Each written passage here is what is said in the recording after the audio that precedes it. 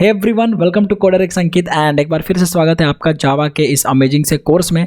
तो चलिए अब हम आगे बढ़ते हैं और आज से हम सीखेंगे अपना फर्स्ट चैप्टर। ठीक है, अपना फर्स्ट चैप्टर से स्टार्ट करने वाले हैं इंट्रोडक्शन टू जावा। तो ये हमारा फर्स्ट चैप्टर होगा इंट्रोडक्शन टू जावा। और इससे पहले हमने ये देखा है वीडियो में कि ट्यूटोरियल में, इसके पिछले में हमने ये देखा कि किस तरीके से मतलब क्या और कितने टाइप्स के एप्लीकेशन हो रहे होते हैं, स्टैंड अलोन एप्लीकेशन, जावा हम लोग कैसे पढ़ना है, क्या पढ़ना है। ठीक है, 4 फेजेस में जावा मेनली पढ़ रहे होते हैं। ठीक है, जावा, कोर जावा, सबसे पहले एडवांस जावा, J2E जिसको आप बोल रहे होते हैं, वो तो अब मतलब ऐसा आउटडेटेड हो गया, बट स्टिल अगर आप पढ़ लोगे तो आपके लिए बेनिफिट है। फिर हम लोग फ्रेमवर्क सीख रहे होते हैं, फिर वेब सर्विसेज सीख रहे होते हैं। तो इस तरीके से हम लोग सीख रहे होते हैं। एंड तो इस वीडियो में हम लोग अब देखेंगे किस तरीके से हम आगे बढ़ते हैं। ठीक है, यहाँ हम लोग पढ़ने वाले इंट्रोडक्शन टू जावा, चैप्टर 1 हमारा स्टार्ट होता है। तो चलिए स्क्रीन पर आगे बढ़ते हैं। देखिए, तो सबसे पहले हम सीखेंगे व्हाट इज जावा। तो अगर आपसे कोई पूछता है कि व्हाट इज जावा, जावा आखिर है क्या, तो Java is a platform independent object oriented programming language. आपको क्या बोलना है? जावा जो है एक platform independent object oriented programming language है। प्लेटफॉर्म इंडिपेंडेंट, ये जो प्लेटफॉर्म इंडिपेंडेंट है ना, ये इसका मतलब ये होता है कि किसी भी प्लेटफॉर्म पर जो जावा का कोड है वो चलेगा, रन करेगा किसी भी ओएस पर। मतलब मान लीजिए कि मैंने विंडोज ओएस में लिखा, ठीक है, हमने विंडोज में लिख दिया। अब मैं सोर्स कोड को अगर मैं जा करके सिर्फ सोर्स कोड को अगर मैं कंपाइल करूँ दूसरे जगह, बाइट कोड को ले जाके चला दूँ, तो वहाँ पर वो रन कर जाएगा। अब देखिए, कंपाइल करके मतलब अगर उसको कंपाइल करके फिर एग्जीक्यूट हम करें तो वो रन करेगा। तो प्लेटफॉर्म इंडिपेंडेंट है, मतलब एक जगह कोड लिखिए, दूसरी जगह ले जाइए, दूसरे ओएस में ले जाइए, आराम से रन करेगा, कोई दिक्कत होने वाली नहीं है। तो इसलिए प्लेटफॉर्म पर निर्भर नहीं करता है, प्लेटफॉर्म इंडिपेंडेंट है। ठीक है, हमने यहाँ पे कोड लिखा, विंडोज में कोड लिखा, मैक में चला दिया, लिनक्स में कोड लिखा, विंडोज में चला दिया। तो ऐसे करके हम जावा का कोड को रन करवा सकते हैं। तो इसलिए जावा जो है प्लेटफॉर्म इंडिपेंडेंट है। साथ ही साथ ऑब्जेक्ट ओरिएंटेड प्रोग्रामिंग लैंग्वेज होता है। ऑब्जेक्ट ओरिएंटेड का ये मतलब होता है कि जैसे ये मेरा माउस है, तो इस माउस को मैं एक ऑब्जेक्ट मान लूँगा। अब ऑब्जेक्ट मतलब क्या? ऑब्जेक्ट जो नाम है, जो टर्म है ऑब्जेक्ट, वही ऑब्जेक्ट का मतलब होता है कि दुनिया में कोई भी चीज़ जो एग्जिस्ट कर रहा है हम उसको ऑब्जेक्ट कहते हैं। ठीक है, सिंपल सी बात है।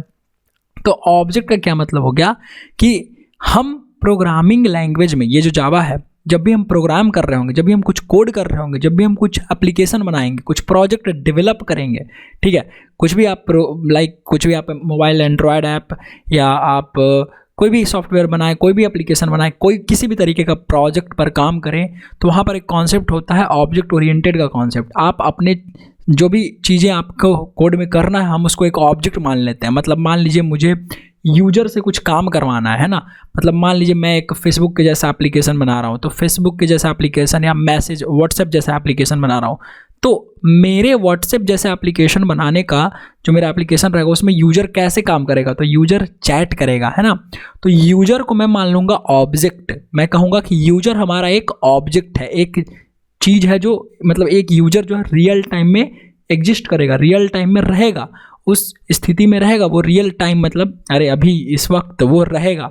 ठीक है, तो वहाँ उसको हम ऑब्जेक्ट मान लेंगे अपने यूजर को, और उसके हिसाब से हम फिर कोड करेंगे और चीज़ों को बनाएंगे। आगे हम लोग बहुत डिटेल में समझेंगे ऑब्जेक्ट ओरिएंटेड प्रोग्रामिंग, बहुत अच्छे से मैं समझाऊंगा, बहुत ही आसान लैंग्वेज में।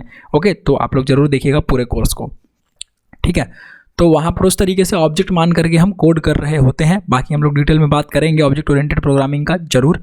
तो जावा एक प्लेटफॉर्म इंडिपेंडेंट है, ऑब्जेक्ट ओरिएंटेड प्रोग्रामिंग लैंग्वेज भी है। ठीक है, प्लेटफॉर्म इंडिपेंडेंट ये जो टर्म है, इसको अभी हम लोग अभी और टच करेंगे आगे बहुत ज़्यादा अच्छे से। ठीक है, अभी मैं क्योंकि ये जस्ट इंट्रोडक्शन है, तो अभी इंट्रोडक्शन ले लीजिए आराम से, फिर समझेंगे। तो Java is a platform independent object oriented programming language. Programming language है, ठीक है, प्रोग्रामिंग लैंग्वेज है तो प्रोग्राम करने का काम आएगा। ठीक है, कुछ एप्लीकेशन डेवलप करने का काम आएगा। That's it. Next, who invented Java? तो Java is invented by James Gosling. James Gosling नाम के एक व्यक्ति हैं। ठीक है, उन्होंने सन माइक्रोसिस्टम कंपनी में, मतलब सन माइक्रोसिस्टम कंपनी में उन्होंने बनाया था इसको, जावा को। ठीक है, प्रीरिक्विसाइट्स टू लर्न जावा, जावा को सीखने के लिए क्या क्या आपको पहले से आना चाहिए? Absolutely not. ओके, और you don't need any prerequisites to learn Java. ऐसा नहीं है कि जावा को सीखने के लिए आपको जावा या C++ को सीखना ही पड़ेगा, नहीं, ऐसा कुछ नहीं है। जावा को सीखने के लिए आपको किसी भी चीज़ को सीखने की ज़रूरत नहीं है। आपका डेडिकेशन, आपका बस समझ, थोड़ा सा आपको मेहनत करना पड़ेगा, आपको कंसिस्टेंसी चाहिए, रोज़ आपको बैठ के पढ़ना होगा, बस सिंपल सी चीज़ है, उतना तो आप कर लेंगे, आई होप सो। तो प्रीरिक्विसाइट्स ऐसा कुछ भी नहीं है कि आपको ये सी आना चाहिए, C++ आना चाहिए, क्यू बेसिक वगैरह कुछ भी ऐसा कुछ नहीं है, ठीक है। आराम से जावा से शुरू किया जा सकता है, काफ़ी अच्छे लेवल पर पहुंचा जा सकता है जी, बिल्कुल। नेक्स्ट जावा का हिस्ट्री के बारे में थोड़ा बात करते हैं। थोड़ी इंटरेस्टिंग चीज़ है कि 1990s के दौर में, ठीक है, इन 1990s मुझे एग्जैक्ट ईयर नहीं पता, ठीक है, मैं बस इतना ही जानता हूँ इसमें कि इसके हिस्ट्री में वैसे मुझे ज़्यादा कोई मतलब डेट याद करने में कोई खास इंटरेस्ट है नहीं, आई एम सॉरी अगर। चलो आगे बढ़ते हैं। इन 1990s जेम्स गॉसलिंग, सॉरी यहाँ पे जे होगा, देख लेना आप लोग, ठीक है। James Gosling and his team were developing projects for electronic devices.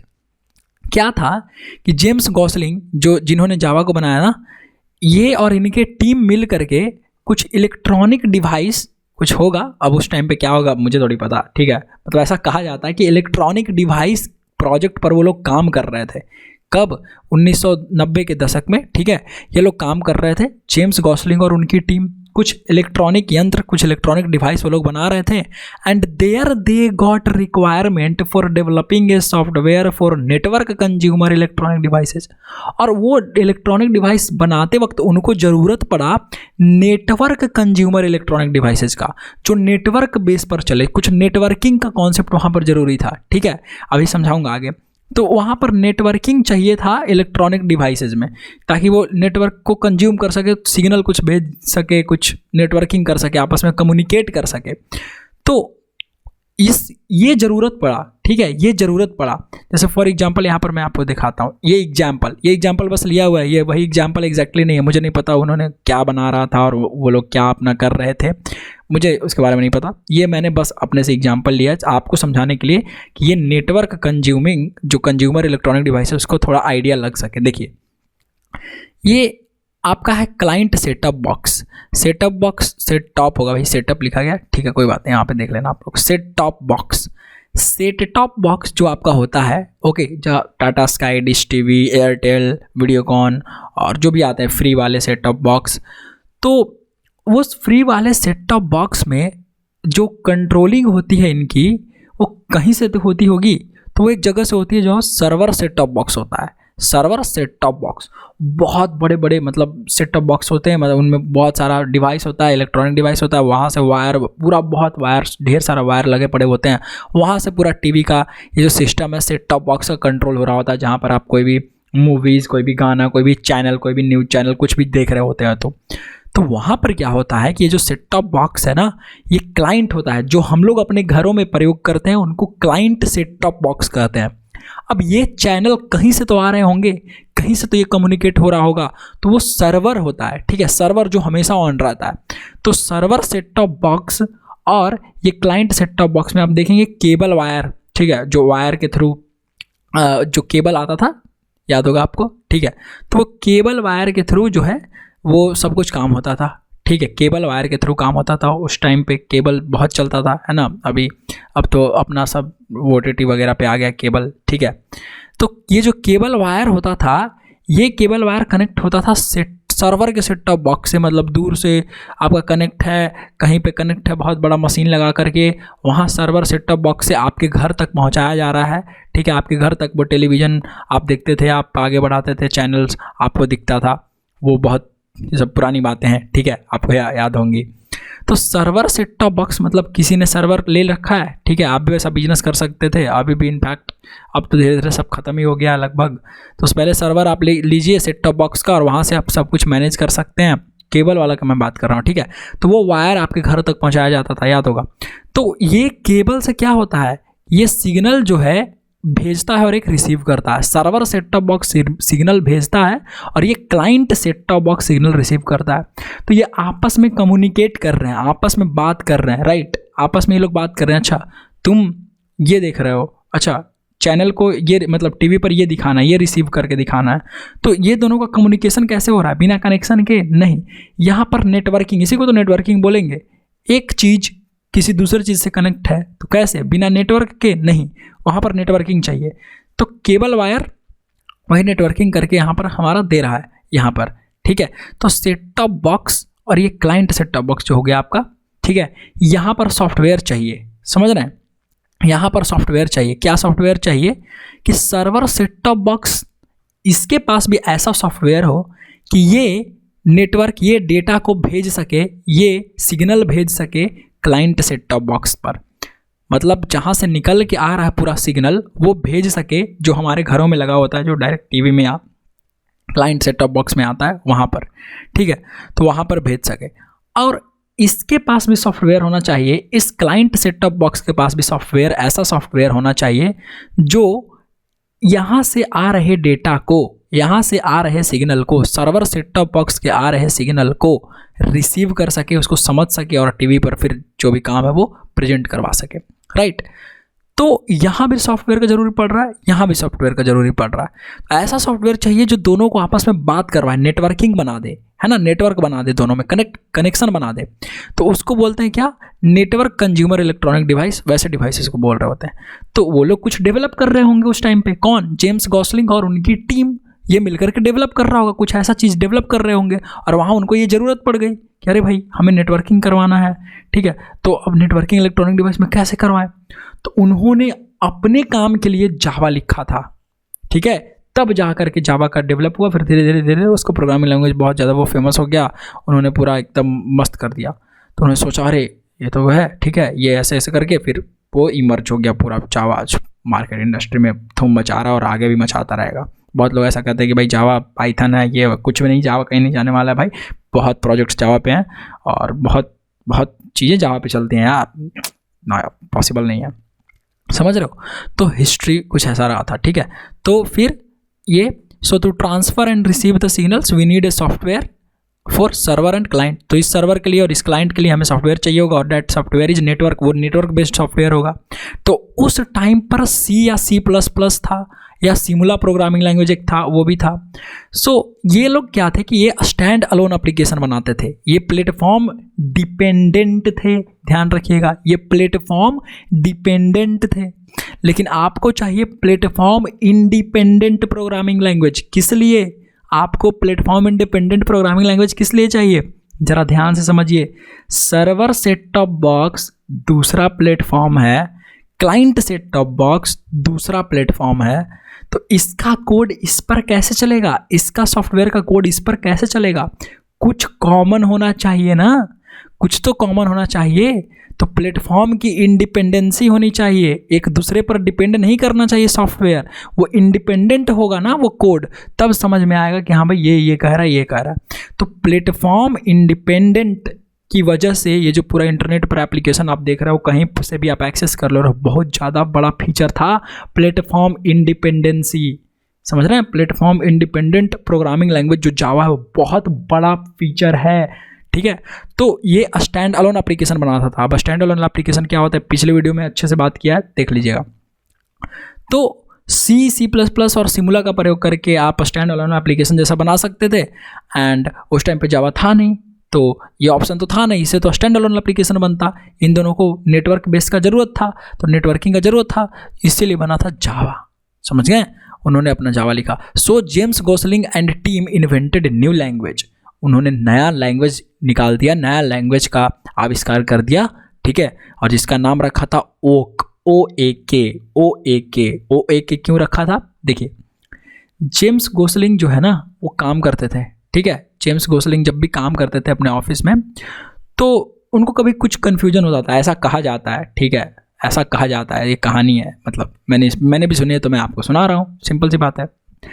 ऐसा कहा जाता है कि भाई वो जो काम करते थे, तो उनके ऑफिस में मतलब एक खिड़की था, उस खिड़की से बाहर एक पेड़ था जिसका नाम था OAK, वोक पेड़ था, ठीक है, बहुत फेमस उनके देश का वो पेड़ बहुत फेमस था, ठीक है। तो भाई जब भी जेम्स गॉसलिंग भैया को चचा बोलिए, ठीक है, जेम्स गॉसलिंग जो लीजेंड अंकल थे हमारे, वो क्या हुआ कि जब भी वो कुछ फंसते थे, जब भी उनको कुछ कन्फ्यूजन होता था, ठीक है, जब भी उनको कुछ प्रॉब्लम होता था, वो खिड़की पे जाके ऐसे देखने लगते थे। और ओक, ये जो पेड़ था, वो एक पेड़ था, ठीक है, वो एक पेड़ था, उस पेड़ से वो मतलब मन ही मन में बात करते रहते थे, सोचते रहते थे, अच्छा इसका सोल्यूशन ऐसे होगा क्या, ऐसे होगा क्या, और उनको सोल्यूशन मिल जाता था, ऐसा कहा जाता है। आपको ज्ञान की वजह से नहीं, मतलब एक नहीं होता शांति, थोड़ा आप माइंड अकेले में फोकस करेंगे तो काफ़ी बढ़िया से वो सोल्यूशन निकल जाता है। उसी तरीके से है भाई, वो फोकस करते थे आराम से जाकर के, शांति में, आराम से शांत जगह पे वहाँ पे, और वो उनको जगह वो मिल जाता था खिड़की के सामने, तो उनको नज़र आ रहा होता था पेड़, वो पेड़ नज़र आ रहा होता था, वो अपने मन में विचार कर रहे होते थे कि इसका ये प्रॉब्लम है। वो जब काम कर रहे थे तब उस टाइम पर, तो उन्होंने सोचा कि भाई मतलब डेली उनके साथ लगातार ऐसा होने लगा, तो उन्होंने रख दिया उसका नाम वोक। ठीक है, उन्होंने उसका नाम वोक रख दिया आपस में बात करके कि भाई वोक रख दो, वोक जो है काफ़ी ज़्यादा पॉपुलर है और वोक काफ़ी बढ़िया है, तो उन्होंने नाम रख दिया, उनके साथ टीम्स के साथ मिलकर के वोक रख दिया।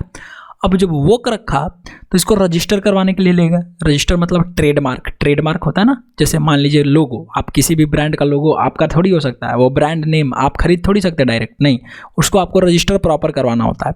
तो वोक जो था वो पहले से एक कंपनी थी वोक टेक्नोलॉजीज, तो इनको तो मिला नहीं, तो इनको तो नाम बदलना पड़ेगा। पहले से ही वो रजिस्टर था कोई वोक टेक्नोलॉजी करके, ठीक है, तो उस समय इनको ट्रेडमार्क नहीं मिल पाया, ये इस नाम का प्रयोग नहीं कर सकते थे लीगली, ठीक है। तो तब क्या हुआ, ये जो जावा आप देख रहे हैं ना, ये जो जावा आप देख रहे हैं नाम, वो के बाद ये जो नाम रखा गया, इसके पीछे एक और मज़ेदार स्टोरी है, अभी बताता हूँ। ये जावा जो है, यहाँ पे देखिए कप प्लेट है ना, ये प्लेट के जैसा दिख रहा है, ये कप के जैसा दिख रहा है, और ये स्मोक जो गरम गरम धुआं होता है ना, जब आप चाय या कॉफ़ी लेते हैं कप में, ठीक है, निकलता है, बिल्कुल उसके जैसा लग रहा है। तो यही जावा का जो सिंबल है, ठीक है। क्यों है? क्योंकि जब जेम्स गॉसलिंग और उनकी टीम जब काम करते थे तो वो लोग कॉफ़ी बहुत पीते थे, ठीक है, कॉफ़ी चाय जो भी उनके बेवरेज जो पॉपुलर होगा उस टाइम पे, ऐसा कहा जाता है फिर से। तो भाई वहाँ बहुत ज़्यादा पॉपुलर था, सो रोज़ वो लोग कोशिश करते थे कि भाई नाम क्या रखे, नाम क्या रखे, नाम क्या रखे, नाम क्या रखे। तो भाई उन लोग में से एक टीम मेंबर था, ठीक है, वो कॉफ़ी ले जा रहा था, तो जेम्स गॉसलिंग ने देखा, अरे ये कप प्लेट, तो उन्होंने कप प्लेट देखा तो उनको माइंड में आया यार इट इज़ हॉट, मतलब स्मोक निकल रहा है तो गर्म है ना, हॉट। तो जावा जो है, जावा बहुत पॉपुलर नाम था उस कंट्री का, ठीक है, उस देश का, उनके देश का जावा जो था वो बहुत ही ज़्यादा पॉपुलर नाम था। इस नाम से बहुत सारी चीज़ें थी वहाँ, जावा नाम से बहुत सारी चीज़ें थी। आई थिंक उनका एक फेवरेट, मतलब वहाँ का बहुत पॉपुलर डिश भी था या पता नहीं कुछ, मतलब वहाँ पे जावा नाम से बहुत सारी चीज़ें थी, जगह होगा आई थिंक, जगह भी था, और मतलब काफ़ी सारा चीज़ था। ऐसा कहा जाता है कि जावा के नाम से बहुत ज़्यादा पॉपुलैरिटी थी। ये जावा मीनिंग का कुछ होगा, शायद कोई जगह होगा, जैसे दिल्ली एक जगह है, तो इसी तरीके से जावा एक जगह होगा जो बहुत ज़्यादा पॉपुलर था। और जावा मतलब डिश भी था, जावा खाना का भी वहाँ का कुछ नाम था शायद, और जावा मतलब बेसिकली बहुत ज़्यादा पॉपुलर था। जावा ये वर्ड, ये शब्द ही बहुत ज़्यादा प्रचलित था, ठीक है। तो उन्होंने सोचा, माइंड में उनके आया कि भाई जावा ये शब्द जो है मार्केट में बहुत हॉट है ना, बहुत पॉपुलर है, राइट, बहुत सब कुछ जान रहा है, तो इसका नाम जावा रख दो। तो गए बोर्ड पर लिख दिया जावा। अब रोज़ अपना साथी आते थे, काम करते होंगे साथ में, सब वोट करने लगे, नहीं भाई जावा अच्छा लग रहा है, जावा अच्छा लग रहा है, जावा अच्छा लग रहा है, और ऐसे करके जावा नाम रखा गया, ठीक है। तो इस तरीके से नाम पड़ा था। ये कप प्लेट की स्टोरी है, ठीक है, ये कप प्लेट की पूरी स्टोरी जो मैंने आपको बताई इस तरीके से। तो ऐसे करके जावा का नाम पड़ा था, ठीक है, फिर इसका नाम जावा पड़ गया। जावा वर्ड ही बहुत पॉपुलर था, जावा पड़ गया, ठीक है, इस तरीके से। तो ये थी कहानी, हिस्ट्री जावा का नाम रखने की, और जो भी एक कैसे बना था वो मैंने आपको बताया। अब देखिए ये जो एग्जाम्पल मैंने लिया है ये सेट टॉप बॉक्स वाला, ये एग्जाम्पल बस मैंने आपको मैंने लिया है ये, भाई ऐसा नहीं कि वही एग्जाम्पल बता रहा हूँ जो वो लोग काम कर रहे हैं। मुझे नहीं पता वो कौन से इलेक्ट्रॉनिक डिवाइस पर काम कर रहे थे, ये मैंने आपको समझाने के लिए लिया है कि हाँ भाई इसको बोलते हैं नेटवर्क कंज्यूमर इलेक्ट्रॉनिक डिवाइस। जब नेटवर्क की वजह से दो इलेक्ट्रॉनिक डिवाइस आपस में काम कर रहे हो उसको बोल रहे होते हैं, ठीक है। आई होप अब आप समझ गए होंगे। तो ये था जावा का पूरा कहानी भाई, इस तरीके से जो है जावा आपका प्रयोग होता था, मतलब इस तरीके से जावा जो है आपका नाम पड़ा था, हिस्ट्री। तो इस वीडियो में हमने अभी तक ये देखा कि भाई इंट्रोडक्शन टू जावा में जावा क्या है। जावा एक platform independent object oriented programming language है। प्लेटफॉर्म इंडिपेंडेंट का मतलब क्या, हमने इस मशीन में कोड लिखा, इस ओएस में कोड लिखा है, उसको ले जा करके दूसरे ओएस में चला दिया, ठीक है, दैट्स इट, प्लेटफॉर्म इंडिपेंडेंट हो गया। उसका कोड हम कहीं और से एक्सेस कर लेंगे, ठीक है। Oriented, object oriented programming language. Object oriented मतलब क्या, जब हम कोड करते हैं तो ऑब्जेक्ट ओरिएंटेड एक स्टाइल होता है, एक मेथोडोलॉजी होती है, एक तरीका ऐसा होता है जिसमें हम अपने काम को या अपने ये जो भी मतलब हम काम कर रहे होते हैं उसके एक ऑब्जेक्ट मान लेते हैं और ऑब्जेक्ट मान करके हम उसको बना रहे होते हैं। आगे कॉन्सेप्ट है, इसमें बहुत ज़्यादा डिटेल में पढ़ाऊंगा ऑब्जेक्ट ओरिएंटेड, बहुत लोगों को टफ लगता है बट इतना ईजी बना दूंगा, बिलीव में, अगर आप पढ़ेंगे बहुत सारी चीज़ें आपको आसान हो जाएगा, ठीक है। तो जावा को इसने बनाया जेम्स गॉसलिंग, ठीक है, मतलब ये पूरा टीम ने बनाया था, मतलब मेन क्रेडिट जो जेम्स गॉसलिंग को वहाँ पे जा रहा है, तो that's good. James Gosling, Sun micro system. Prerequisites to learn Java, absolutely कुछ भी नहीं आपको सीखने की ज़रूरत है। उससे पहले आपको गूगल मतलब क्रोम आना चाहिए, आप यूट्यूब खोल ले रहे हैं, दैट्स इट, इनफ, इतना ही है जावा सीखने से पहले। जावा हिस्ट्री मैंने बताया 1990 के दशक में ऐसा कहानी हो रहा था भाई, वो लोग कुछ इलेक्ट्रॉनिक डिवाइस बना रहे थे जहां उनको ज़रूरत पड़ी नेटवर्क कंज्यूमर इलेक्ट्रॉनिक डिवाइस का। नेटवर्क कंज्यूमर इलेक्ट्रॉनिक डिवाइस मतलब जो डिवाइसेज नेटवर्क को कंज्यूम करके आपस में कम्युनिकेट कर सकें, ऐसा ज़रूरत पड़ गया। और ऐसा जब ज़रूरत पड़ा तो उन्होंने अपना एक लैंग्वेज ही बना दिया। उन्होंने कहा कि भाई कैसे इसको कोड किया जाए, कैसे काम इसको सोल्व किया जाए। तो C++ और सिमुला था उस टाइम पे, वो सब था स्टैंड अलोन एप्लीकेशन बनाने के लिए। तो उससे तो नेटवर्क वाला एप्लीकेशन बनता नहीं, तो इन्होंने अपना ही एक लैंग्वेज ही लिख दिया जिसका नाम रखा गया ओक। अब ओक रखा गया तो ओक पहले से रजिस्टर था, फिर जब जावा हुआ तो किस तरीके से जावा बदला, ये कॉफ़ी प्लेट वाली कहानी मैंने आपको बताई। तो दैट्स इट, ये था अभी तक का स्टोरी हमारा, ठीक है। तो इंट्रोडक्शन टू जावा और कैसे जावा हमारा ये क्या जावा है, ठीक है, किसने किया, इन्वेंट क्या है, ये अभी तक हमने इतना कुछ सीख लिया है इस फर्स्ट चैप्टर में। अब हम लोग आगे सीखेंगे फीचर्स ऑफ जावा, देखते हैं। तो जावा रिलीज्ड, जब जावा मतलब ये बनाया गया तो पब्लिक के लिए कब रिलीज किया गया, क्योंकि पहले तो वो लोग अपने लिए बनाए थे, है ना, अपने काम को सॉल्व करने के लिए। उसके बाद इसको पब्लिकली कब अवेलेबल करवाया गया कि ताकि सबको यूज कर सके। और जावा रिलीज जो था, फर्स्ट पब्लिक रिलीज जनवरी 23, 1996 को जो जावा 1.0 ये बनाया गया, ठीक है, मतलब रिलीज करवाया गया। तो पब्लिक रिलीज का ये डेट था, ठीक है। जावा का फर्स्ट वर्जन जो है वो अच्छे से रिलीज हुआ था। और ये फिर धीरे धीरे तो हम लोग जावा की कहानी जानते ही हैं, आज जावा बहुत ज़्यादा पॉपुलर है। और एक मिनट में एक काम करता हूँ, आपको और दिखाता हूँ इसका डेट के बारे में, कुछ आपको आइडिया लगेगा। तो अगर मैं यहाँ से यहाँ लिखूँ जावा रिलीज डेट, ठीक है, और देखिए 23 जनवरी 1996 JDK 1.0, ठीक है, JDK 1.0 it was the first stable version release. Okay, अगर हम लोग यहाँ पे जाएँ, विकिपीडिया खोले थोड़ा सा, तो देखिए पहले जो रिलीज का नाम था कैसे हुआ करता था, 1.0, ठीक है, 1.1 मतलब जब जावा का नेक्स्ट वर्जन आया 1.1, फिर 1.2, 1.3, 1.4, 1.5, 1.5 देखिए यहाँ पे नहीं है, क्या है, 5.0 है।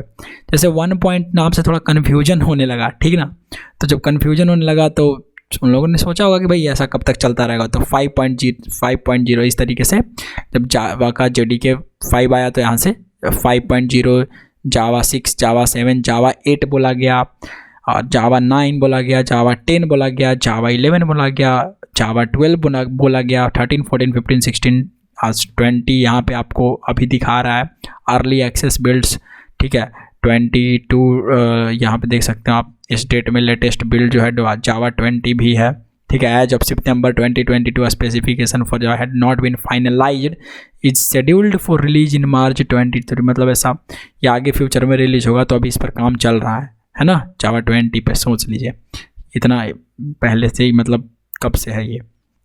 तो जावा 17 the latest third long term support, जो लंबे समय तक चलेगा, जो स्टेबल रिलीज जो होता है ना, वो जावा 17 यहाँ पर है।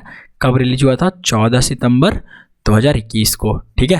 अगर आप इसको पढ़ेंगे तो काफ़ी सारा चीज़ आपको मिल जाएगा। देखिए कि Java language had undergone several changes since JDK 1.0, तो शुरू में जब नाम आया था तो जावा डेवलपमेंट किट JDK 1.0, 1.1, 1.2, 1.3, 1.4, फिर यहाँ से जावा 5, जावा 6, 7, जावा 7, जावा 8, जावा 9 ऐसे करके नाम पड़ गया, ठीक है। यहाँ पे आप देख सकते हैं पहले यहाँ पे टेबल के फॉर्म में भी कब बना था, तो जावा 1.0, फिर 1.1 आया था यहाँ पे JDK, फिर देखिए इसका नाम रखा गया J2SE, जावा स्टैंडर्ड एडिशन, ठीक है, ऐसा इसका नाम है, जावा फॉर स्टैंडर्ड एडिशन, ठीक है। ओके, जावा एसी, फिर देखिए जावा एसी, जावा 5 हो गया, जावा 6 हो गया, ठीक है, जावा 7 हो गया, जावा 8 हो गया, इस तरीके से जावा स्टैंडर्ड एडिशन, जावा एसी 21, ऐसे ये डाउनलोड हो गया। ठीक है, डाउनलोड में बोल रहा हूँ, रिलीज हुआ। ओके, ये देखिए ओल्ड वर्सन यहाँ पे ऐसा लिख रहा है, ओल्डर वर्सन स्टिल मेंटेन्ड। ठीक है, लेटेस्ट वर्सन जो है ये दिखा रहा है, और ये कलर जो है फ्यूचर रिलीज में, तो 20 और 21 जो है वो फ्यूचर रिलीज में अभी है, देख रहे हैं। ठीक है, इस तरीके से। बाकी जावा ओपन सोर्स भी है, मतलब आप फ्री में डाउनलोड कर सकते हैं, फ्री में। अगर आपको कंट्रीब्यूट करना है इनके डेवलपमेंट में, मतलब ये जावा के में आपको कुछ और अपना कंट्रीब्यूशन देना है, आपको कुछ फीचर डेवलप करना है, तो आप मतलब कुछ भी ऐसा कंट्रीब्यूशन, कुछ बग है तो उसको फिक्स करके आपने भेजा, अगर उनकी टीम को पसंद आया, वो चीज़ सही लगा, तो वो लोग आपकी कंट्रीब्यूशन को मानेंगे, रखेंगे और उसको उस चीज़ को अप्लाई भी करेंगे। तो ओपन सोर्स का मतलब क्या कि सोर्स कोड भी ओपन है और free to available, free to use है। ठीक है, तो जावा फ्री टू यूज है। और कुछ ऐसे केसेस होते हैं जहाँ पर कंपनी से ऐसा कमर्शियल जब होता है तो उसके पैसे लिए जाते हैं उसके यूज करने पर, बट उसका एक अलग केस है। ओरेकल के पास जब ट्रेडमार्क गया तो उसका पूरा का पूरा एक ओरेकल का जो जावा का एक मतलब अलग केस है, वो अलग सिनेरियो, आप कभी कन्फ्यूज मत होइएगा। ठीक है, जावा जो है ओपन सोर्स है और ठीक है वो जावा ओपन सोर्स है। अभी कन्फ्यूज मत होना है कि भाई अब मतलब बहुत सारे लोग आपको ऐसे कहेंगे, बताएंगे कि भाई ओरेकल जो है वो पैसे चार्ज करती है, तो वो कमर्शियल मतलब कमर्शियल बेसिस पर वो उसका एक पूरा अलग केस ही है, उसको हम लोग डिस्कस करेंगे। अभी के लिए आप इतना समझिए जावा जो है ओपन सोर्स है, तो आप फ्री टू अवेलेबल है, फ्री टू यूज है। ठीक है, फ्री टू डाउनलोड है, free to install, free to use, और मन है तो आपका आप कंट्रीब्यूट कर सकते हैं इसमें, इनके डेवलपमेंट में। That's it. ठीक है, तो इस तरीके से हुआ। अब हम लोग आगे बढ़ते हैं, तो ये था इसके रिलीज के बारे में। अब बारी है, बहुत इंपॉर्टेंट बारी है, जो हमें पढ़ना है जावा फीचर्स। ठीक है, फीचर्स ऑफ जावा, ये इंपॉर्टेंट है। What are the features of Java? So features of Java, simple कुछ फीचर्स हैं यहाँ पर देखिए। सिंपल, तो सबसे पहले तो जावा एक बहुत ही सिंपल लैंग्वेज है, समझ में आने वाला लैंग्वेज है भाई। अगर कोई जावा का बंदा थोड़ा बहुत भी बेसिक्स भी कभी पढ़ा है 4 साल पहले 2 साल पहले, थोड़ा सा तो उसको आइडिया लग जाएगा, हाँ भाई कुछ किया गया है कोड में, यहाँ पे वेरिएबल बनाया गया है, यहाँ पे कुछ मेथड बनाया गया है, कुछ तो किया है कोड में। ऐसा बहुत ही सिंपल है, साधारण, बहुत ही आसान है सीखना चीज़ों को, बस अच्छा सिखाने वाला आपके पास होना चाहिए। That's it.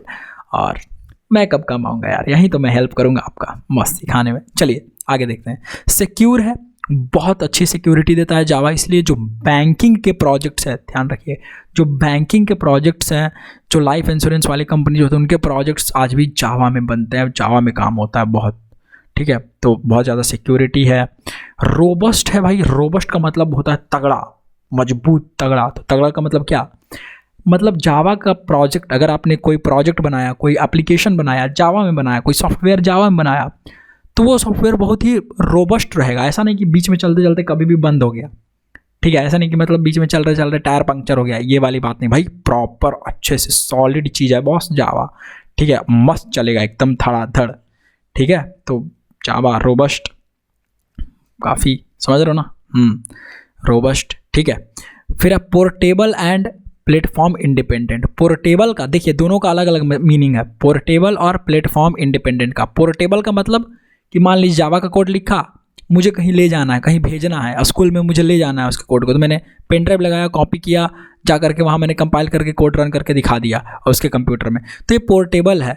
ठीक है, मैं इसको शेयर कर सकता हूँ अपने जावा के रिसोर्सेज को। जावा रिसोर्सेज मतलब जो जावा का कोड मैंने लिखा है उनको, जो जावा में मैंने बनाया उनको मैं पोर्टेबल मतलब पोर्टेबिलिटी, जो एक जगह से दूसरी जगह ट्रांसफ़र कराया जा सके ईजिली। ठीक है, तो पोर्टेबल है जावा। तो जावा का जो कोड आप जावा में लिखेंगे, जो प्रोजेक्ट बनाएंगे, वो काफ़ी पोर्टेबल रहता है। पेन ड्राइव में ले गए, कहीं पे भी चला दिया, जहाँ पर जावा चलने के लायक है वहाँ पर। प्लेटफॉर्म इंडिपेंडेंट का मतलब होता है जो प्लेटफॉर्म पर निर्भर ना करे। जैसे मान लीजिए ये है ऑपरेटिंग सिस्टम मेरा विंडोज, मैंने यहाँ पर कोड लिखा, मैं चाहता हूँ कि मैंने इसको पेन ड्राइव में डाला तो पोर्टेबिलिटी हुई, पेन ड्राइव में डाला कोड को, पोर्टेबिलिटी हुई, रिसोर्सेज को जो भी जावा मैंने कोड किया था उसको पेन ड्राइव में डाला, एक फोल्डर में पेन ड्राइव में डाल करके मैं किसी दोस्त के पास ले गया, उसका दोस्त का लैपटॉप था एप्पल का, तो ओएस ऑपरेटिंग सिस्टम बदल गया। प्लेटफॉर्म अगर डिपेंडेंट होता, अगर प्लेटफॉर्म पर निर्भर करता, ध्यान से समझिए जावा का कोड, तो वहाँ पर मुझे दूसरा कोड करना पड़ता, राइट, वहाँ पे कुछ सिंटैक्स ही बदल जाता। तो बट वहाँ पे ऐसा नहीं है, आप यहाँ का कोड ले जाइए, वहाँ ले जाइए, आपने कंपाइल करना है, आपने उसको बाइट कोड है उसको बस रन करवा देना है, सिंपल है। तो पोर्टेबल है, प्लेटफॉर्म इंडिपेंडेंट है, आर्किटेक्चरल न्यूट्रल। अब इसका मतलब समझिए, आर्किटेक्चरल न्यूट्रल का मतलब, आर्किटेक्चरल न्यूट्रल का मतलब होता है कि भाई हार्डवेयर से रिलेटेड चीज़ जो आर्किटेक्चर होता है ना, जैसे मान लीजिए कि जो पहले प्रोसेसर्स आते थे वो 16 बिट प्रोसेसर्स आते थे, ठीक है, जो प्रोसेसर्स लैपटॉप या कंप्यूटर में आते थे। फिर जब आगे बढ़ा, देखो जिनको मतलब ऐसा आपको लग रहा होगा ये मैं क्या बात कर रहा हूँ, प्रोसेसर, ये आर्किटेक्चर न्यूट्रल, प्लीज़ ध्यान से समझिए, बाद में कभी सर्च कर लीजिएगा या इस वीडियो के बाद सर्च कर लीजिएगा, आपको समझ में आ जाएगा कि आर्किटेक्चरल न्यूट्रल का मैं क्या मतलब कह रहा हूँ, ठीक है।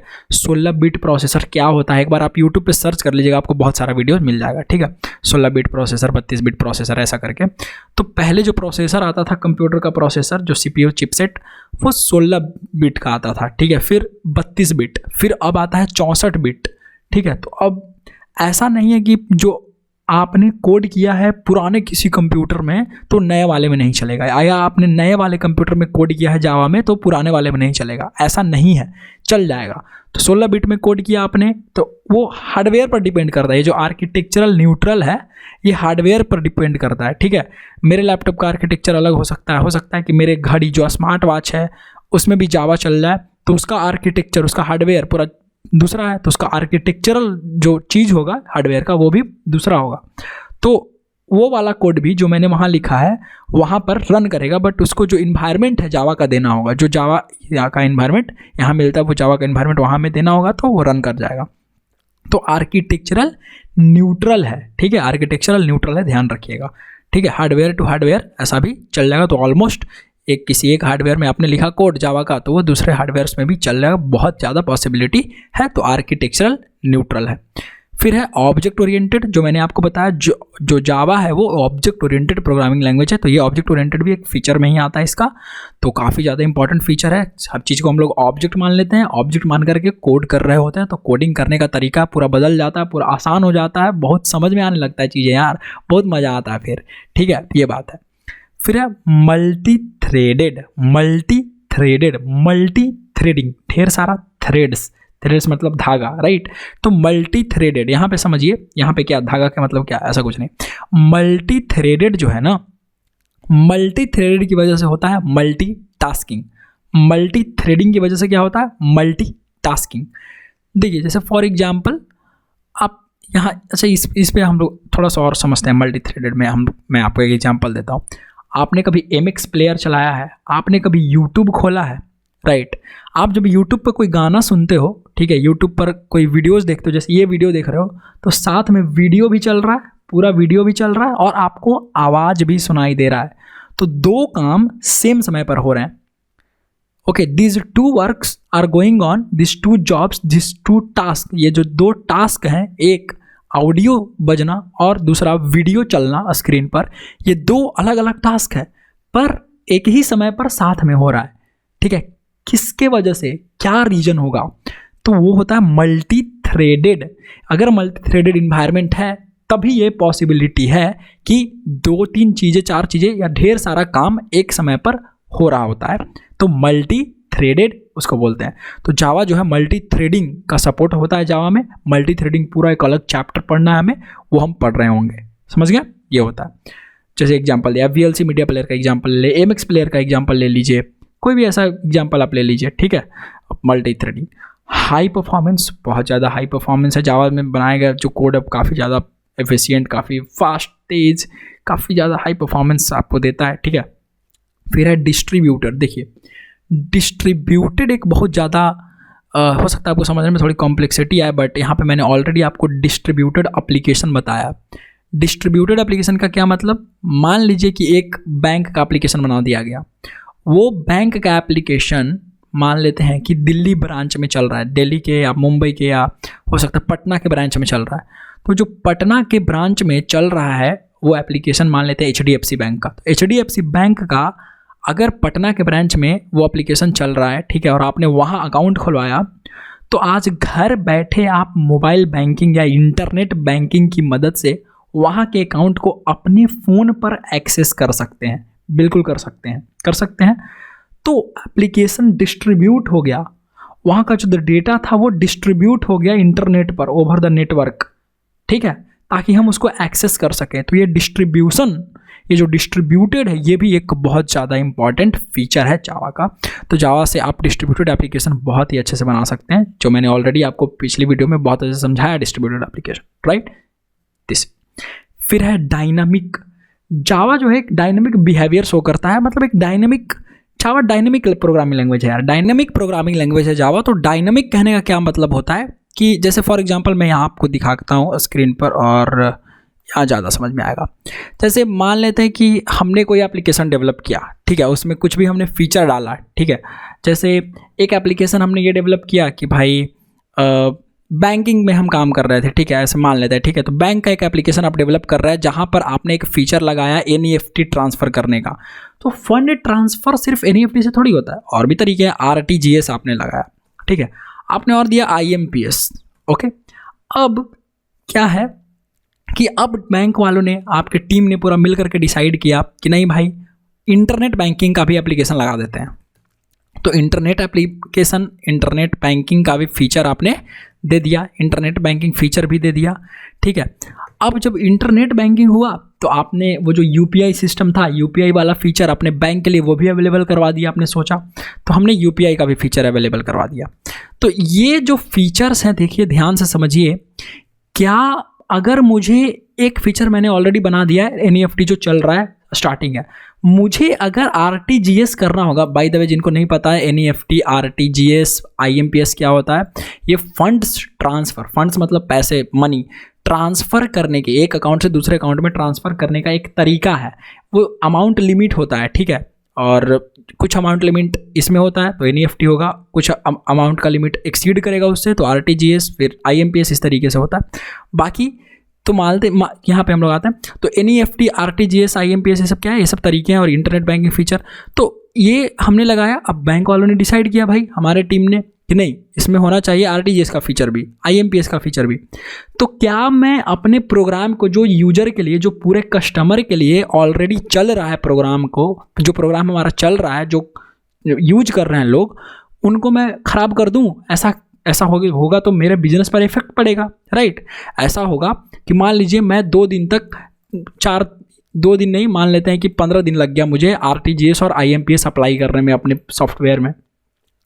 तो अब क्या होगा, क्या 15 दिन तक मैं जब चेंज करूँगा कोड में कुछ और, ठीक है, कुछ और फीचर ऐड करूँगा, तो क्या मेरा प्रोग्राम बंद हो जाएगा? इससे मेरा बिजनेस तो ठप हो जाएगा, राइट। बिजनेस तो बंद हो जाएगा, बिजनेस में लॉसेज हो जाएंगी।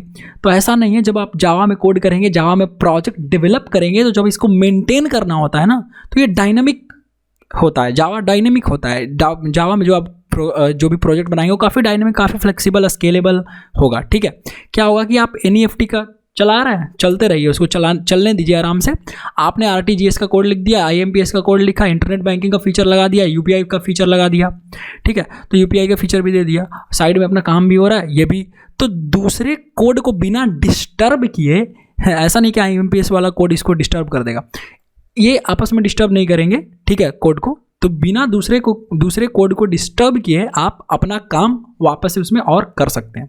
तो ये होता है डायनामिक फीचर ऑफ जावा। तो आई होप अब आपको डायनामिक फीचर के बारे में पता चला होगा। चलिए नेक्स्ट आगे देखते हैं, ठीक है। नेक्स्ट है हमारा, ये डायनामिक हो गया, बाइट कोडेड। देखिए जावा का जो कोड है, जो हम लिखेंगे उसको बोलेंगे सोर्स कोड, ठीक है, सोर्स कोड। अब जब जावा जो सोर्स कोड है, ये तो डायरेक्ट सोर्स कोड हमारा रन करेगा नहीं, सिंपल सी बात है। ऑपरेटिंग सिस्टम पर सोर्स कोड रन नहीं करता है, ऑपरेटिंग सिस्टम सोर्स कोड को कभी समझ ही नहीं पाएगा, क्योंकि सोर्स कोड जो होता है वो प्रोग्रामर के द्वारा लिखा हुआ होता है। तो एज ए ह्यूमन बीइंग, हम, आप या कोई और प्रोग्रामर जो है वो समझ सकता है उस कोड को, किसको? सोर्स कोड को। तो ऑपरेटिंग सिस्टम इसको समझ नहीं सकता है, तो इसको समझने के लिए पहले कन्वर्ट करना पड़ेगा। बिल्कुल ये उसी तरीके का एग्जांपल है, जैसे कोई बंदा फ्रेंच से आया है, ठीक है, और मतलब फ्रेंच बोल रहा है, वो फ्रेंच लैंग्वेज बोल रहा है। तो अगर वो फ्रेंच बोल रहा है तो मुझे समझ नहीं आएगा, मुझे ट्रांसलेटर रखना पड़ेगा। तो ठीक उसी तरीके से आपको ट्रांसलेटर का ज़रूरत पड़ता है यहाँ पर भी, कोडिंग में भी, प्रोग्रामिंग में भी। तो जो आप कोड करेंगे वो सोर्स कोड कन्वर्ट होना चाहिए मशीन लैंग्वेज में। तो जब मशीन लैंग्वेज में कोड कन्वर्ट होगा तो उसके लिए ट्रांसलेटर का प्रयोग किया जाता है, इंटरप्रेटर का प्रयोग किया जाता है, उसके लिए कंपाइलर का प्रयोग किया जाता है। ये दो अलग अलग ट्रांसलेटर्स होते हैं, कंपाइलर एंड इंटरप्रेटर्स। तो कंपाइलर क्या करता है, एक बार में पूरे कोड को स्कैन करता है, कन्वर्ट कर देता है मशीन लैंग्वेज में, ठीक है। तो जो जावा का कंपाइलर है, जब मशीन लैंग्वेज में वो कन्वर्ट करने जाता है तो उसको पहले तो बाइट कोड में तोड़ता है, पहले उसको बाइट कोड में कन्वर्ट करेगा, ठीक है। अब यहाँ पे समझिए बाइट कोड, यहाँ मैं आपको डायग्राम से थोड़ा सा समझाता हूँ, यहाँ पर आप कैसे समझ रहे होंगे। देखिए हमने बनाया कोई ए डॉट जावा, या यहाँ पे एग्जाम्पल ले लेते हैं कैलकुलेटर डॉट जावा। तो ये कैलकुलेटर डॉट जावा जो है, अब यहाँ पर कंपाइलर आया आपका। तो कंपाइलर जब आएगा, ठीक है, कंपाइलर ने क्या किया, इस कैलकुलेटर डॉट जावा को, ठीक है, हमने कंपाइलर को दिया, जावा के कंपाइलर को, ठीक है। आगे बात करूंगा जावा कंपाइलर, जावा कैसे इंस्टॉल करना, सब कुछ बात किया जाएगा, जस्ट वेट। तो कैलकुलेटर डॉट जावा, ठीक है, ये जो हमारा कोड लिखा हुआ था हमने दिया कंपाइलर को, तो कंपाइलर ने इसको बाइट कोड में बदल दिया, ठीक है। अब वो जो बाइट कोड में बदलेगा वो देगा कैलकुलेटर डॉट क्लास, ऐसा करके। ये डॉट क्लास क्या होता है, हमारा बाइट कोड। ये बाइट कोड जो है, ठीक है, ये बाइट कोड जो है, ये जो हमारा बाइट कोड है, ये मतलब ये इसको कौन समझ सकता है, इसको समझ सकता है इंटरप्रेटर। एक एक लाइन इंटरप्रेटर चेक करता है और समझता है, एक एक लाइन एग्जीक्यूट होता है कोड, ठीक है, समझ रहा है, एग्जीक्यूट हो रहा है, समझ रहा है इस तरीके से। तो कैलकुलेटर डॉट जावा ये हमने कोड किया था, कंपाइलर को दिया, तो कंपाइलर ने इसको कैलकुलेटर डॉट क्लास में बदल दिया, डॉट क्लास में एक फाइल बदल दिया, ठीक है। और ये इंटरप्रेटर, ठीक है, तो इंटरप्रेटर हमारा कौन क्या होता है यहाँ पर, JVM, जावा वर्चुअल मशीन, सब कुछ बात करूँगा आगे, अभी बेसिक्स समझिए यहाँ पे, ठीक है। तो JVM जो होता है हमारा, ये इंटरप्रेटर होता है, और यहाँ पर हमारा जो है आउटपुट चल गया, ठीक है। अब आपको मिलता है आउटपुट इस तरीके से। तो ये जो आपको कैलकुलेटर दिख रहा है ना, ये कैलकुलेटर जो आपने दिया यहाँ पे कैलकुलेटर डॉट क्लास में बन गया, ये होता है बाइट कोड, इसको बोलते हैं बाइट कोड, ठीक है, ये बाइट कोड होता है। तो जावा जो है वो बाइट कोडेड लैंग्वेज है, ऐसा नहीं है कि डायरेक्ट आपका कंपाइलर कन्वर्ट कर देगा, JVM वो उसको इंटरप्रेट करवा देगा, ऐसा कुछ बात नहीं है, ठीक है। कंपाइलर पहले उसको बाइट कोड देगा, बाइट कोड में बदलेगा जो भी आपने कोड किया है, ठीक है। इसको सोर्स कोड बोलेंगे, SRC कोड लिख दीजिए, मतलब सोर्स कोड मतलब जो हमने कोड किया, ठीक है, प्रोग्रामर ने कोड किया उसको सोर्स कोड, ठीक है। बीच में कंपाइलर आएगा, कंपाइलर उसको कन्वर्ट कर देगा, बाइट कोड लैंग्वेज हो गया ये बाइट कोड में। तो बाइट कोड इसलिए इसको क्या आप जावा में एक फीचर, मतलब ऐसा बोलेंगे कि जावा जो है बाइट कोडेड लैंग्वेज है, तो this is the one of the features, ठीक है। तो बाइट कोड लैंग्वेज, और इंटरप्रेटर JVM जो है इसको एग्जीक्यूट करवा देगा लाइन बाय लाइन, तो ये इंटरप्रेटेड भी है। तो जावा बाइट कोडेड लैंग्वेज भी है और इंटरप्रेटेड भी है, this is the main thing here, okay. So byte coded language भी है, इंटरप्रेटेड इसलिए क्योंकि JVM के द्वारा इंटरप्रेट कराया जाएगा, एक एक लाइन को चेक करवा करके एग्जीक्यूट करवाया जाएगा, तो that is the interpretation, okay. तो वो इंटरप्रेटर JVM के बारे में और डिस्कस करेंगे आगे, फिक्र नहीं करना है, ओके। एक और फीचर है गार्बेज कलेक्टर्स होते हैं जावा के पास, गार्बेज कलेक्टेड। देखिए गार्बेज कलेक्शन जो होता है ना, जैसे कलेक्शन लिखना चाहिए था मुझे, बट कोई नहीं, आप समझ रहे होंगे। गार्बेज कलेक्शन जो एक फीचर है वो काफ़ी इंपॉर्टेंट फीचर है। जैसे मान लीजिए मेरा काम हो गया सब कुछ, अब मैंने बताया कि जावा में जावा जो है जब कोड करते हैं तो उसमें ऑब्जेक्ट ओरिएंटेड स्टाइल से हम कोड कर रहे होंगे, काफ़ी मज़ा आता है वहाँ पे कोड करने में, काफ़ी चीज़ें हम लोग लिख रहे होते हैं। तो कई बार क्या होता है, हमने मेमोरी मैनेजमेंट में, मतलब मान लीजिए हमने कोई ऑब्जेक्ट ओपन किया, कुछ ऑब्जेक्ट बनाया, क्रिएट किया नया ऑब्जेक्ट, हमने काम किया, तो उसको मेमोरी से खुद से वैनिश हो जाना चाहिए, है ना। और वो फीचर यहाँ पर है, तो वो कौन करता है जावा के लिए, गार्बेज कलेक्टर्स होते हैं। जैसे आपने कूड़ा फेंक दिया बाहर अपने घर से, गार्बेज मतलब कूड़ा कचरा होता है ना, आपने घर से बाहर कूड़ा कचरा फेंक दिया, सुबह म्यूनिसिपैलिटी वाले आते हैं, वो ले जाते हैं, या जो भी लोग ऑथराइज्ड होते हैं साफ़ करने वाले, वो लोग उसको साफ़ कर देते हैं, ठीक है। फिर आप फेंकते हो, फिर साफ़ करते हैं, ऐसा होता है। आपको तो कुछ करना है नहीं, आपने फेंक दिया, साफ़ कर दिया, बट हमें साफ़ करना चाहिए, राइट। तो उसी तरीके से यहाँ पे है कि जावा में हम जब कोड करेंगे, जब हम कुछ ऑब्जेक्ट क्रिएट करेंगे, तो हमें ज़बरदस्ती उसको बंद करने का ज़रूरत नहीं है, उसको क्लोज करने का ज़रूरत नहीं है। मेमोरी मैनेजमेंट में ये काफ़ी ज़्यादा इंपॉर्टेंट फीचर है गार्बेज कलेक्टर्स का। तो गार्बेज कलेक्टर्स होते हैं उसमें जावा में, ठीक है। और वो क्या करते हैं, जो भी ऑब्जेक्ट जिसका यूज नहीं हो रहा होता है, जिसका काम हो गया है, उसको वैनिश करते जाते हैं। मेमोरी को भर करके क्यों रखना फालतू का, वो बंद कर देते हैं, क्लोज कर देते हैं। तो ये one of the best features of Java garbage collection. फिर है open source, last but not the list, open source. Open source का मतलब जिसका सोर्स कोड ओपन है, सिंपल सी बात है, जिसका सोर्स कोड अवेलेबल है, आप उसमें कंट्रीब्यूट कर सकते हैं। जैसे जावा के जो नए नए फीचर्स आएंगे, आप उनमें कुछ कंट्रीब्यूट करना चाहते हैं, कुछ प्रॉब्लम है, अगर आपने कुछ बग देखा है, अगर आप उसमें कंट्रीब्यूशन करना चाहते हैं, उसमें फिक्स करना चाहते हैं, जो जावा का सॉफ्टवेयर, इंस्टॉलेशन सॉफ्टवेयर, जो जावा जहाँ से प्रोग्रामिंग लैंग्वेज इंस्टॉल होगा वहाँ की बात कर रहा हूँ, तो वहाँ पर आप अपना योगदान दे सकते हैं। दूसरी बात, जब कुछ चीज़ ओपन सोर्स होता है तो फ्री टू यूज होता है, तो इसलिए जावा को सीखने में आपको पैसे नहीं लगने वाले हैं, जावा को यूज करने में आपको पैसे नहीं लगने वाले हैं। यूज करने में पैसे लगते हैं कमर्शियल, देखिए यहाँ पे ओपन सोर्स और कमर्शियल वाली चीज़ में बहुत ही डिफरेंस होता है। तो ओरेकल जो देता है वो कमर्शियल के लिए भी देता है, वो उसका पूरा अलग अपना सिस्टम है, वो बिजनेस पर्पज से, वहाँ नहीं जाना है हमें, यहाँ समझना है कि ओपन सोर्स क्या है। तो जावा जो है ओपन सोर्स मतलब फ्री टू यूज है, free to download, free to install, और आपका सोर्स कोड भी ओपन है, तो आप इसमें योगदान दे सकते हैं। ठीक है, तो ये थे कुछ फीचर्स जावा के। सो आई होप अब आपको बहुत अच्छे समझ में आया होगा कि जावा क्यों, किस लिए और क्यों इतना ज़्यादा फेमस है। इतना ज़्यादा फीचर रहेगा तो ऑफकोर्स कुछ न कुछ नई चीज़ें बनेंगी और काफ़ी ज़्यादा इंपॉर्टेंट होता है। ठीक है, so that's it. So I hope कि आपको ये वीडियो बहुत अच्छा लगा होगा, एंड आप रिवीजन करते रहिए, पढ़ते रहिए। नोट्स का लिंक मैं आपको दे दूंगा डिस्क्रिप्शन में। ठीक है, तो हम लोग मिलेंगे नेक्स्ट वीडियो में। Till then bye, take care.